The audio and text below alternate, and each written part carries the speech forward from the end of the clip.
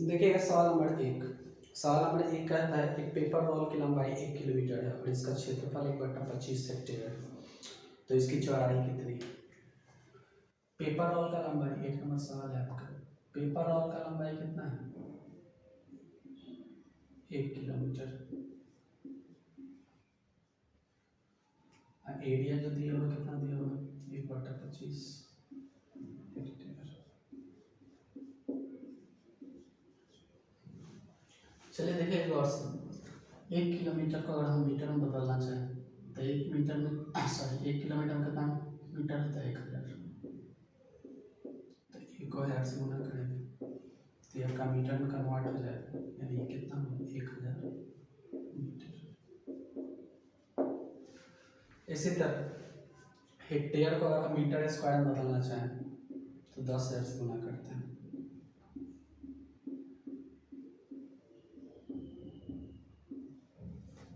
ये आपका किसमें हो जाएगा मीटर स्क्वायर।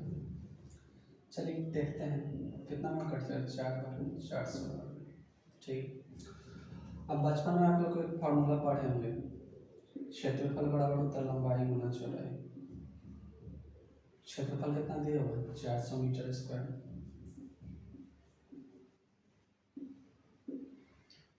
लंबाई जो है आपका कितना है 1000 मीटर। चौड़ाई आपको पता नहीं, यानी निकालना है। चलिए देखिए इसमें कैंसिल आउट होने वाला टर्म 2 जीरो से 2 जीरो कैंसिल आउट हो जाएगा, इधर आ जाएगा फाइनली 4/10। चलिए देखिएगा 4 को अगर हम 10 से डिवाइड करेंगे तो कितना आ जाएगा 0.4 मीटर। यही आपका चौड़ाई होगी।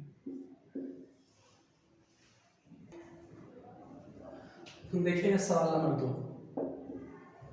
नंबर 2 आपका कहता है धातु के एक गोले की त्रिज्या 6 सेंटीमीटर है जिसको पिघलाकर 3 गोलियां बनाई जाती हैं। आगे बोलता है जिसमें 2 की त्रिज्या 3 सेंटीमीटर तथा 4 सेंटीमीटर है, तीसरी गोली की त्रिज्या क्या है। त्रिज्या निकालें, ठीक है। तो बड़ा वाला जो त्रिज्या है उसको हम बड़ा आर मान लेते हैं, यानी बड़ा गोला का जो त्रिज्या है उसको हम बड़ा आर मान लेते हैं। उसका वैल्यू कितना दिया 6 सेंटीमीटर। चलिए छोटा वाला 3 त्रिज्या है, 3 गोली बनेगा तो उसमें त्रिज्या भी 3 होगी। तीनों को हम मान लेते हैं R1 R2 और R3। पहला गोली का त्रिज्या दिया हुआ 3 सेंटीमीटर, दूसरा का दिया हुआ 4 सेंटीमीटर और तीसरा वाला को हमको ज्ञात करना पता नहीं, ठीक है। देखिए गौर से गोला का आयतन बड़ा फॉर्मूला होता है, गोला का आयतन बड़ा फॉर्मूला होता है 4/3 पाई आर, ठीक। गोला का त्रिज्या होता है 4/3 पाई आर क्यूब, यानी जो बड़ा गोला है उसी के आयतन के बराबर तीनों छोटा गोला को मिला के होगा, ठीक है। देखिएगा आगे तो मान सकते हैं 4/3 पाई बड़ा वाला आर क्यूब बराबर 4/3 पाई R1 का होल क्यूब प्लस 4/3 पाई R2 का होल क्यूब प्लस 4/3 पाई R3 का होल क्यूब, ठीक है। अब देखिएगा इसमें इधर वाले साइड में कॉमन लेने वाला क्या टर्म है 4/3, तीनों में शामिल है, तीनों को बाहर निकाल लेते हैं। 4/3 पाई आर क्यूब बराबर 4/3 पाई तीनों में से कॉमन ले लिए, ये हो जाएगा R1 का होल क्यूब प्लस R2 का होल क्यूब प्लस R3 का होल क्यूब। चलिए इसमें वैल्यू रख देते हैं। सबसे पहला काम करते हैं 4/3 से 4/3 कैंसिल आउट हो जाएगा, पाई से पाई कैंसिल आउट हो जाएगा, ठीक।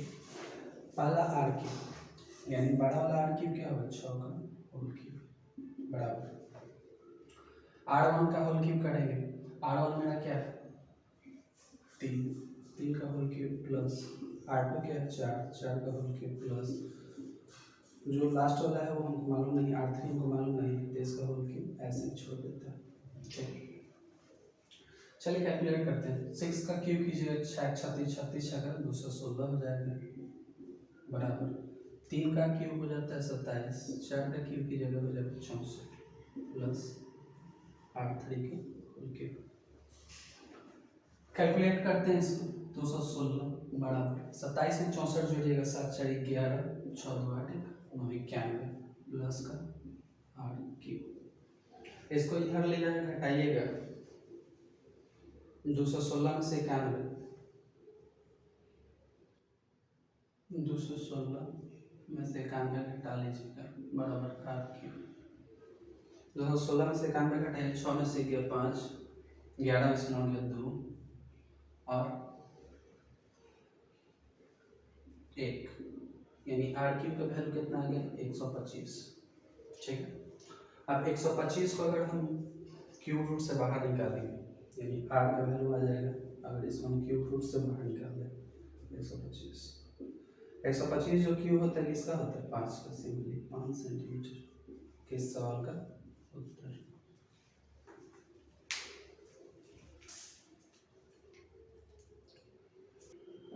देखिएगा सवाल नंबर 3। सवाल नंबर 3 आपका है, एक बहुभुज के विकर्णों की संख्या 54 है, तो इसके भुजाओं की संख्या ज्ञात करें। देखिए गौर से, विकर्णों की संख्या एक फॉर्मूला होता है, विकर्ण को इंग्लिश में कहते हैं डायगोनल, नंबर ऑफ डायगोनल्स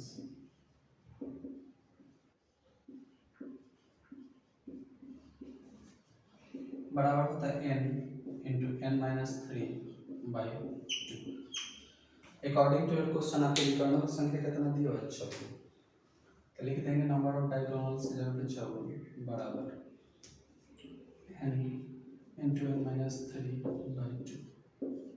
54 को 2 से मल्टीप्लाई करेंगे हो जाएगा 108 बराबर n इंटू n माइनस 3। चलिए देखिएगा इसको आगे लेके चलते हैं, ये हो जाएगा 108, n को n से मल्टीप्लाई करेंगे हो जाएगा n स्क्वायर, 3 को अगर हम n से गुना करते हैं हो जाएगा 3n, सारे टर्म को हम उधर लेके चलते हैं, तो ये हो जाएगा n स्क्वायर माइनस का 3n माइनस का 108 बराबर 0। ये किससे चला गया, ये चला गया आपका द्विघात समीकरण पे, क्वाड्रेटिक इक्वेशन। मैट्रिक में बहुत बार सॉल्व करना सीखे होंगे क्वाड्रेटिक इक्वेशन। कुछ ऐसा आपको करना है कि गुना करने पर 108 आ जाए और जोड़ने पर माइनस का 3 आ जाए। ठीक है, तो 12 और 9 पे इसको तोड़ सकते हैं, 12 108 होता है, तो इसको लिखा जा सकता है n square minus 12n plus 9n minus 108 बराबर का 0। ठीक, चलिए इसमें कॉमन लेने वाला क्या टर्म है, n को अगर कॉमन निकाल लेते हैं तो n माइनस 12 हो जाएगा, इधर हम प्लस का 9 कॉमन ले लेते हैं तो इधर बचेगा n माइनस का 12। ठीक है बराबर 0। अब देखिएगा इन दोनों में कॉमन क्या ले सकते हैं, n माइनस 12 कॉमन ले लेते हैं, n माइनस 12 अगर हम इसमें कॉमन ले लेते हैं तो यहाँ बचेगा n प्लस का 9 बराबर 0। चलिए गौर कीजिए इस पर, अगर एक टर्म को हम उधर ले जाते हैं तो इसको लिखा क्या जा सकता है n माइनस 12 बराबर 0, इससे तो इक्वेशन प्राप्त होगा, n प्लस 9 बराबर का 0। ठीक है, तो देखिएगा पहला वाला इक्वेशन अगर सॉल्व करते थे n बराबर 12, दूसरा इक्वेशन सॉल्व करते हैं तो n बराबर होता है माइनस 9। कभी भी भुजाओं का संख्या माइनस में हो नहीं सकता है, इसलिए आपका कैंसिल आउट हो जाएगा, आपके प्रश्न का उत्तर क्या हो जाएगा 12, यानी बहुभुज के भुजाओं की संख्या कितनी है 12। देखिएगा क्वेश्चन नंबर 4, क्वेश्चन नंबर 4 है आपका, नीना और मीना ने क्रमशः 30,000 रुपया और 45,000 रुपया के निवेश से साझेदारी में व्यापार शुरू किया। 2 वर्ष बाद 1.5 लाख के लाभ में मीना का हिस्सा कितना होगा। 2 पर्सन है आपका, पहला पर्सन का नाम है नीना, एन से डिनोट कर देते हैं, दूसरे पर्सन का नाम है मीना, एम से डिनोट कर देते हैं। इन्होंने कितना पैसा लगाया 30,000 रुपया और 45,000 रुपया। मीना ने लगाया 30,000 रुपया और फिर मीना ने कितना लगाया 45,000 रुपये। चलिए देखिएगा, और ये पैसा जो लगाया गया वो 2 वर्ष के लिए लगाया गया, यानी 2 साल के बाद में लाभ होगा, तो 2 वर्ष में कितना महीना होता है 24 महीना, तो दोनों टर्म को हम क्या करते हैं 24 से गुना कर लेंगे, इसको भी 24 से गुना कर लेंगे। चलिए देखिएगा, 24 से 24 कैंसिल आउट हो जाएगा, ये 3 जीरो से 3 जीरो कट जाएगा और ये बचेगा 15 से 45, 15 गुना 30, यानी 2:3 के अनुपात में धन वितरित होगा, जो भी आपका लाभ है। कह रहा है लास्ट में कि मीना का हिस्सा निकाले। चलिए देखिए, मीना का हिस्सा निकालेंगे, मीना का हिस्सा हो जाएगा कितना का लाभ है, 1.5 लाख रुपये का। क्वेश्चन में आपका कितना का लाभ दिया हुआ है, 1.5 लाख रुपये का लाभ है। और मीना का हिस्सा कितना है, 3, तो 3 को ऊपर रखते हैं और टोटल वाले को नीचे रखते हैं। नीचे क्या करेंगे, दोनों का योग रखेंगे, दोनों का योग कितना है, 2 + 3। चलिए इसको आगे लेके चलते हैं, 1,50,000 गुना 3, 3 2 5, काट लीजिएगा इसको, कितना बार में कट जाएगा, 30,000 बार में कट जाएगा। ठीक है, अब मीना का हिस्सा कितना होगा, 30 को 3 से गुना कीजिएगा, 90, यानी 90,000 रुपये। मीना का हिस्सा कितना होगा, 90,000 रुपये।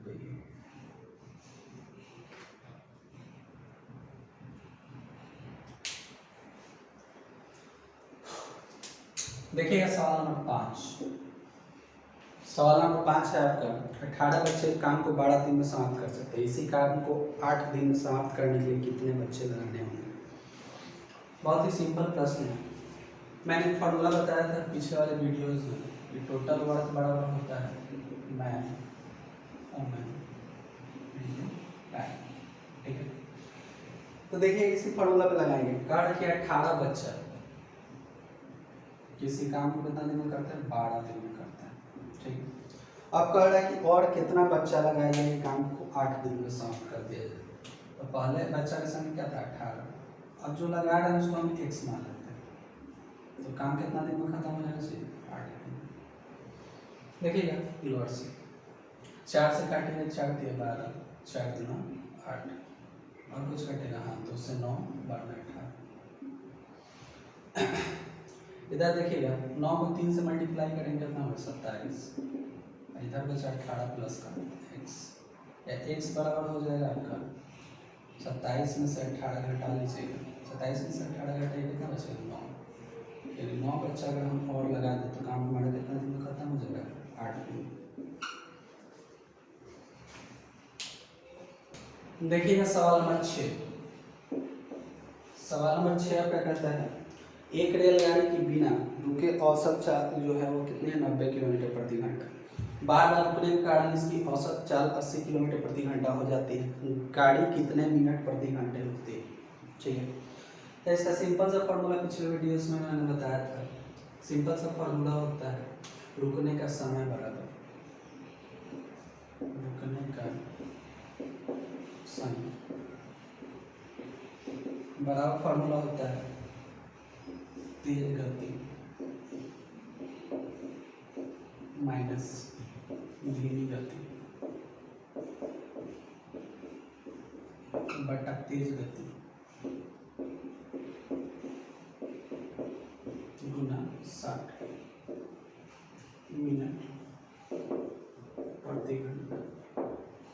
इसी फॉर्मूला पे सिंपली आपको रख लेना है, बराबर ऐसे क्वेश्चन जो है रेलवे के एग्जाम में पूछे जाते हैं। तेज गति कितना है, 90 किलोमीटर प्रति घंटा। ठीक है, धीमी गति क्या है, 80 किलोमीटर प्रति घंटा अकॉर्डिंग टू क्वेश्चन। तेज गति वापस से फिर क्या है, 90 किलोमीटर, अब फिर क्या करना है, 60 से मल्टीप्लाई कर देना, मिनट पर आवर। चलिए देखिएगा कैलकुलेट करते हैं इसको, 90 में से 80 घटाएंगे तो 10 बचेगा, 10 बटा 90 गुना का 60 मिनट प्रति घंटा। काट लीजिएगा, 10 9 90, इसको 3 से काटेंगे, 3 3 9 20, फाइनली आपका बचा 20 बटा का 3 मिनट पर आवर। इसको कैलकुलेट कर लीजिएगा, 3 6 18, 6 पूर्णांक आ जाएगा, 6 पूर्णांक 2 बटा 3 मिनट प्रति घंटा। ये आपके इस सवाल का उत्तर। देखिए क्वेश्चन नंबर 7, क्वेश्चन नंबर 7 है आपका, एक दुकानदार 30 रुपये प्रति किलोग्राम के चावल को 40 रुपये प्रति किलोग्राम के चावल के साथ किस अनुपात में मिला कि मिश्रण का मूल्य 33 रुपये प्रति किलोग्राम हो जाए। ठीक है, देखिएगा दो किस्म का चावल है, पहला किस्म है दूसरा किस्म। पहला किस्म चावल का दाम क्या है 30 रुपये प्रति केजी, दूसरे किस्म के चावल का दाम क्या है 40 रुपये प्रति केजी। अब कह रहे हैं कि दोनों को मिला रहे हैं, तो मिला रहे हैं तो ऐसे कर लेंगे, दोनों को किस अनुपात में मिलाया जाए कि मिश्रण का मूल्य क्या हो जाए 33 रुपये प्रति किलोग्राम। ठीक, बस सिंपली इसको ऐसा कर देना है, मिश्रण के नियम पे बनाएंगे इसको। देखिएगा इसमें बड़ा वाला में से छोटा वाला घटा लेते हैं, 40 में से 33 घटाएंगे कितना बचेगा 7, और 30 में से 33 तो नहीं घटा सकते, 33 में से 30 घटाएंगे तो कितना बचेगा 3, यानी किस अनुपात में उसको मिलाना चाहिए 7 अनुपात 3 के अनुपात में मिलाएगा तो मिश्रण का मूल्य क्या होगा 33 रुपये प्रति किलोग्राम हो जाएगा। सवाल नंबर 8, सवाल नंबर 8 है आपका, कह रहा है कि 5% वार्षिक दर से 3 महीने के लिए निवेश किए गए कितने मूलधन पर साधारण ब्याज 25 रुपया होगा। ठीक है, देखिए गौर से, इसमें आपका प्रिंसिपल निकालना है, रेट क्या दिया हुआ 5%, समय कितना दिया हुआ टाइम,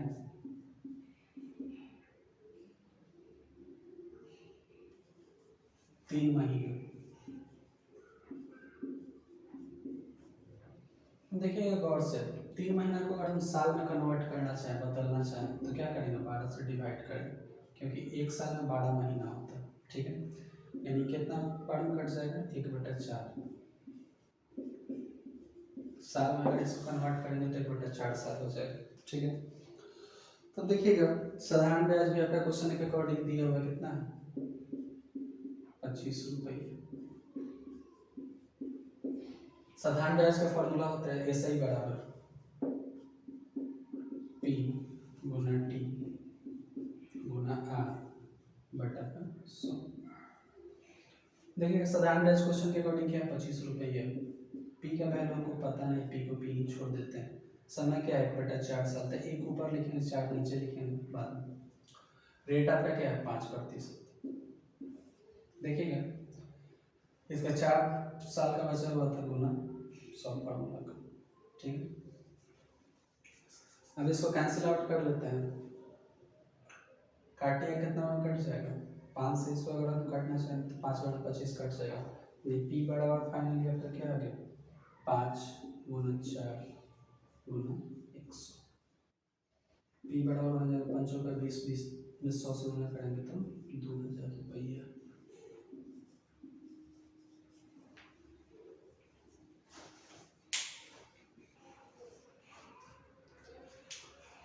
देखिएगा 9 नंबर सवाल, 9 नंबर सवाल भी आपका साधारण ब्याज का ही है। कह रहा है कोई धन साधारण ब्याज से 30 वर्ष में तिगुना हो जाता है। ठीक है, अब कह रहा है कि ब्याज की वार्षिक दर क्या है, यानी आपको रेट निकालना है। इस क्वेश्चन में क्या करना है रेट फाइंड आउट करना है। ठीक है, क्वेश्चन में डेटा क्या क्या दिया हुआ है, पहला कह रहा है समय जो है वो 30 साल है, यानी टाइम जो है कितना साल है 30 साल। बहुत ही आराम से कीजिएगा इस प्रश्न को। मान लीजिए मेरा प्रिंसिपल अगर x है, ठीक है, तो अमाउंट इसमें क्या हो जाएगा मतलब साधारण धन जो है वो कितना हो जा रहा है तिगुना हो जा रहा है, ये 3x हो जाएगा। प्रिंसिपल अगर मेरा x रहा होगा तो अमाउंट मेरा कितना होगा 3x होगा। ठीक है, तो SI बराबर होता है अमाउंट माइनस का प्रिंसिपल। अमाउंट कितना है 3x, प्रिंसिपल मेरा क्या है x, यानी SI जो होगा कितना होगा 2x। चलिए इसे हम फॉर्मूला अप्लाई करेंगे जिस तरह पिछले क्वेश्चंस में किए थे। SI बराबर होता है P गुना T गुना R बटा का x। ठीक है, SI यहाँ पे क्या निकल गया है 2x, P का वैल्यू हम क्या माने x माने, P का वैल्यू x माने, समय मेरा क्या है 30 साल है, रेट का वैल्यू हमको निकालना नहीं पता है बटा का 100। चलिए इसको कैलकुलेट कर लेते हैं। 2 से कितना नंबर कट जाएगा, 15 नंबर 30 कट जाएगा और x कैंसिल आउट हो जाएगा, यानी r का वैल्यू फाइनली क्या रहेगा 100 बटा का 15। काट लीजिएगा, कितना नंबर कटेगा 20 बार 5 से और 3 बार। इसको और आगे कैलकुलेट कीजिए तो आ जाएगा 6 × 2 बटा 3%। यही आपके इस सवाल का उत्तर।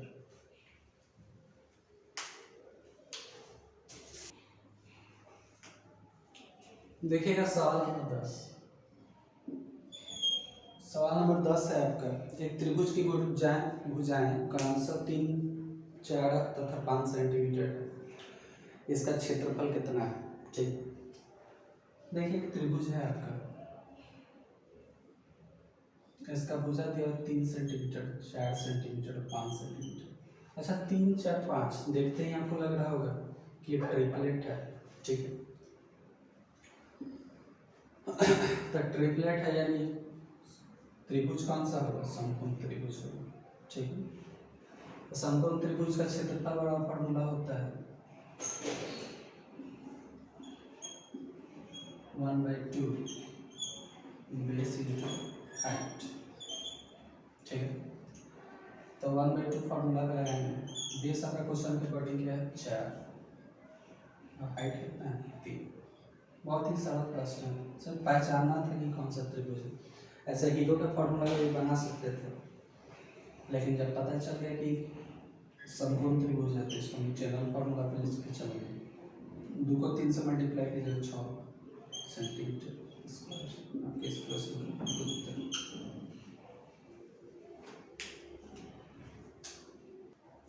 देखिए सवाल नंबर 11। सवाल नंबर 11 है आपका, एक त्रिभुज का क्षेत्रफल उस वर्ग के क्षेत्रफल के बराबर है जिसकी प्रत्येक भुजा 60 मीटर। यानी त्रिभुज का जो क्षेत्रफल है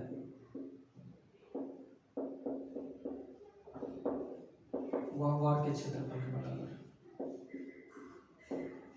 तो लिखा जा सकता है त्रिभुज का क्षेत्रफल बराबर वर्ग का क्षेत्रफल। त्रिभुज का क्षेत्रफल क्या होता है 1/2 आधार गुणा ऊंचाई। आधार को इंग्लिश में कहते हैं बेस, जिसको हम b से डिनोट कर रहे हैं, और ऊंचाई को कहते हैं हाइट, जिसको हम h से डिनोट कर रहे हैं। वर्ग का क्षेत्रफल, वर्ग का क्षेत्रफल क्या होता है भुजा स्क्वायर यानी a का स्क्वायर।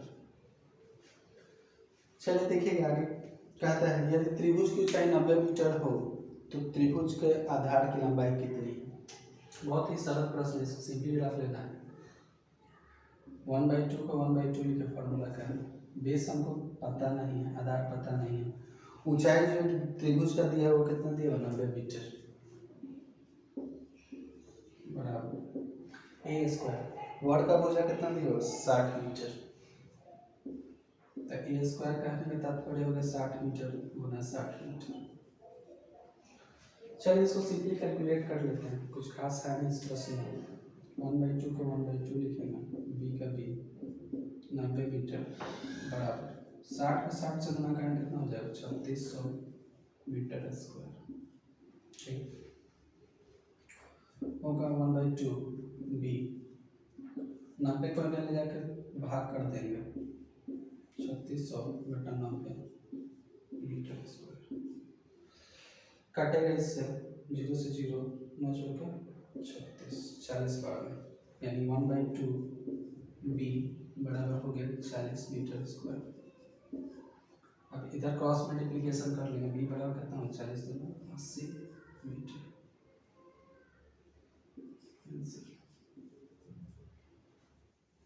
देखिएगा सवाल नंबर 12।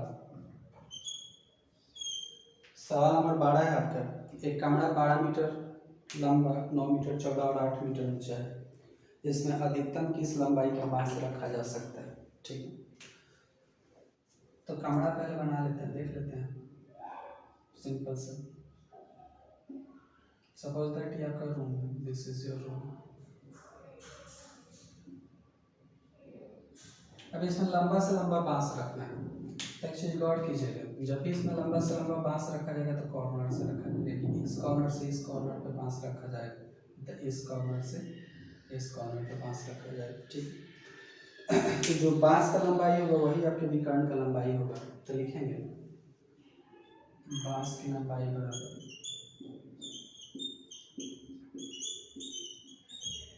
विकर्ण की लंबाई।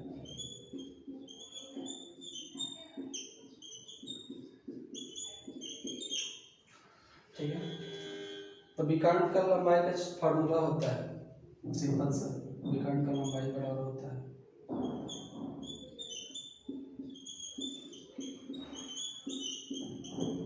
फार्मूला होता है root under L square plus B square plus H square. देखिएगा एल स्क्वायर लंबाई आपके क्वेश्चन के अकॉर्डिंग कितना दिया हुआ 12 मीटर, तो 12 का स्क्वायर हो गया।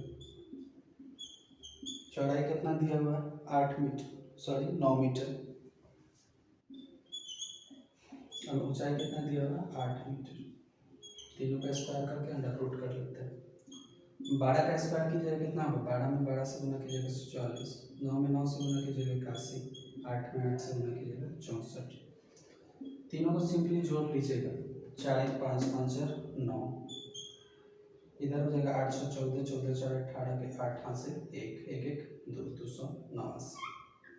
ठीक है, अब 289 को रूट से हम बाहर निकालेंगे तो कितना आ जाएगा 17 मीटर।